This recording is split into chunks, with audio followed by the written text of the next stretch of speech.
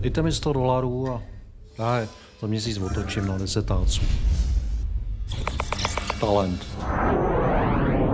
Pak spíš taková vychcanost.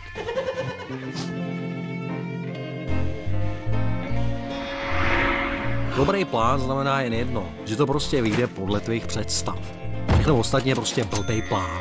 Vydělávejte, jak se dá. Dámy a pánové, netlačte se na všech, když se dostane pěkně do fronty. My tady dnes pro vás máme speciální novinku, tankový prapor. Je to kniha, která se nesměla ani číst, ani písknout. Kde jsi byl, ty vole?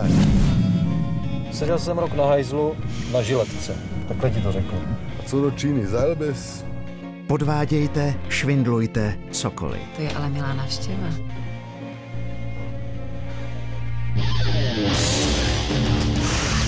Můžete přitom zažít neuvěřitelné věci.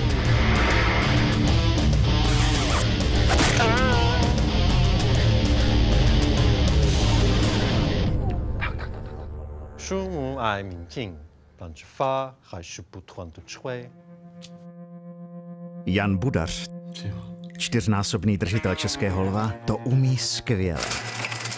Hele, co mám, vole. Stereo. Jsem si pořídil včera, vole, hele.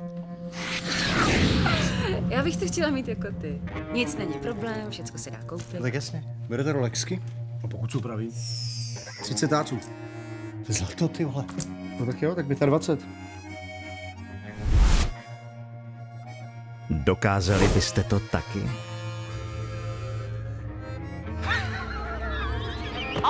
Napálit, skasírovat a dostat si v pohodě domů, protože s poctivostí leda pojdeš. Absolutní pecka letošního jara Checkmate Man v kinech od 28. dubna.